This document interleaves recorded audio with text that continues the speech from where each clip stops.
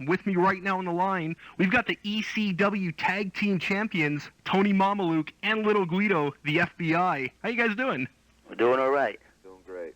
Now, in my opinion, the two of you are presently one of the greatest tag teams to watch at this time in the biz. You guys have had some absolutely incredible matches with the likes of Tajiri and Whipwreck over the last couple of months.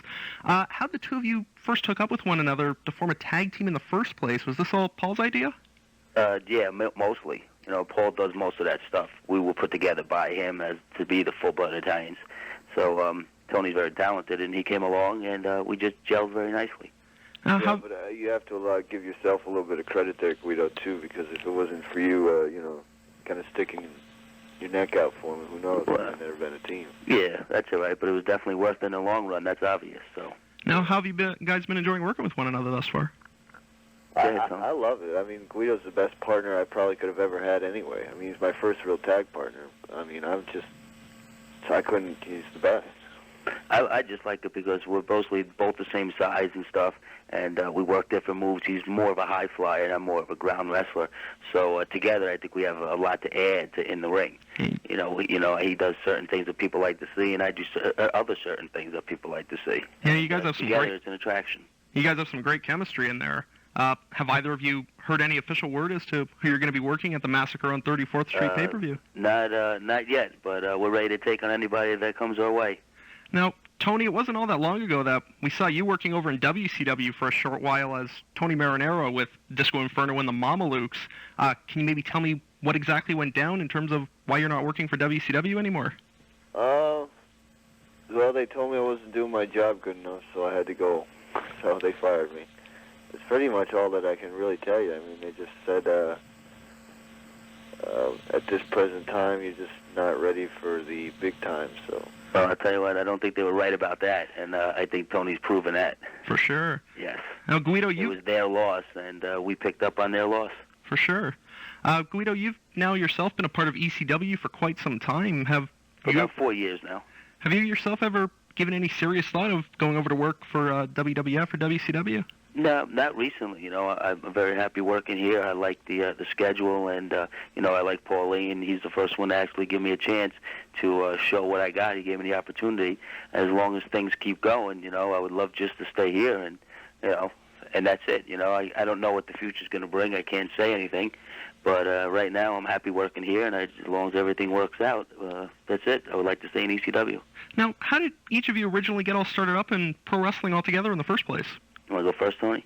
Yeah, well, I went down to Dean Malenko School in Tampa. I trained there for about 6 months. I had my first match in January of '98. Did the whole Florida circuit for about a year and a half, and then I got a call from a guy named Chris Canyon, and that's how I got into WCW. As far as ECW goes, at our WCW tryout, I talked to Mikey for maybe 5 minutes, and he remembered me, and then I met him at a bar with the minister when they came to Atlanta maybe 6 or 8 months ago, and he remembered us talking, liked me from there, and then I got to try out with the ECW. I think your tryout was in the Carolinas, wasn't it? Yeah. I remember that's where it was. Columbia, yes. South Carolina. As for you, Guido? I always was a big fan of wrestling, and I always wanted to wrestle, but I used to wrestle in high school, and our coach used to make us go to wrestling camp in Stroudsburg. So we went up there was one of the counselors was a pro wrestler, and he was one of the executioners. His name was Jerry Fazio. And when people found out that he was a wrestler, they ran and told me that one of the counselors is a pro wrestler because they knew I was always into it. And when I spoke with him, he said, well, when you graduate, he gave me his phone number. He said, give me a call, and he'll direct me to a school. And when I graduated, I gave him a call, and he sent me to a school up in Parsippany, up in Lake Hiawatha, New Jersey. And I was trained by Mike Masters. Now, from there, how did you break into ECW? Well, then I went to the school for about a year, and then Mike and Gino Caruso got me some shows just to start off with. And then I was working some independent shows, and I met Taz and Dreamer and all them like my first year and a half in. They were working for the ICW. And, I became very friendly with them. And then I went to Japan, and, they went on their way to form ECW back in '94 when it was still Eastern Championship Wrestling. And then I went away to Japan for 3 years. I worked for UWFI, and then when I came home, I got a call from actually Dreamer and saying they were interested for me to come down to Philly. That was in '95, almost '96. Then I went down there and had a tryout, and that was it. I was working as Damian Stone for a while in ECW, and then they came up with the little Guido character. So now, had it not been for wrestling, do either of you have any idea as to what you'd be doing nowadays for a living?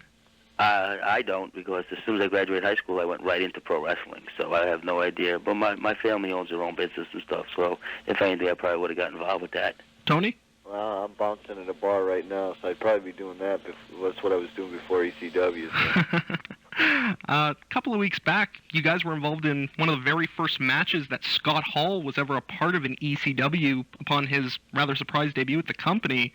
How do you guys feel he's handled himself thus far in ECW in terms of his work ethic in the ring and getting along with everybody backstage in the locker room? Well, I feel, that he's done great. I mean, he was in the locker room for the 2 days, and he was fine. He was as he normally had a good attitude.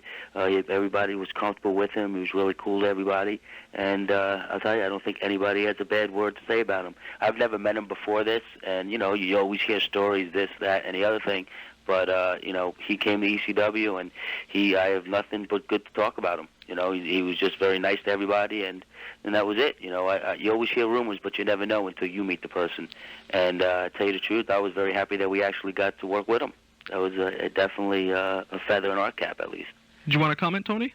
That's pretty much all you can say. I think Tony might have known him before. Yeah, I knew him very, very briefly. Met him a couple times in WCW. He knew me by face, but it's really a big step up for the entire locker room when you have someone of that level of caliber in the locker room, just to really bring us to maybe that next level as far as what we've been trying to get to.